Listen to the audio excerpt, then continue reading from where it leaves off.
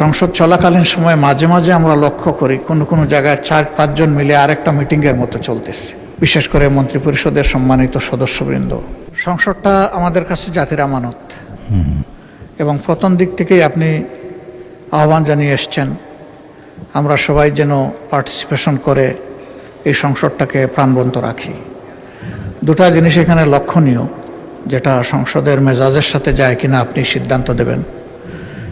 একটা হলো যে গুরুত্বপূর্ণ ব্যক্তিরা, সংসদ সদস্যদের কথাগুলা যাদের নিজের কানে সরাসরি শোনা দরকার, বিশেষ করে মন্ত্রিপরিষদের সম্মানিত সদস্যবৃন্দ, অনেক সময় দেখি যে মন্ত্রণালয় সম্পর্কে কথা বলছে সেই মন্ত্রণালয়ের সংশ্লিষ্ট কেউ এখানে উপস্থিত নেই। তো এই যে অনুপস্থিতির একটা ব্যাপার, বিশেষ করে সিনিয়র লিডারদের, এইটা আমাদেরকে আহত করে। 2 নম্বর, সংসদ চলাকালীন সময় মাঝে মাঝে আমরা লক্ষ্য করি কোনো জায়গায় 4-5 জন মিলে আরেকটা মিটিংয়ের মতো চলতেছে। একদিকে সংসদে গুরুত্বপূর্ণ আলোচনা হচ্ছে, আপনি নিজে অ্যাটেনশন দিচ্ছেন, আমরা বুঝার শোনার চেষ্টা করতেছি, আবার ওইদিকে এগুলোও চলতেছে।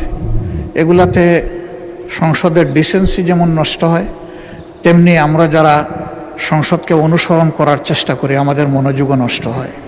এই বিষয়ে আপনি কিছু বলবেন কিনা, কোনো উদ্যোগ নেবেন কিনা? ধন্যবাদ মাননীয় স্পিকার।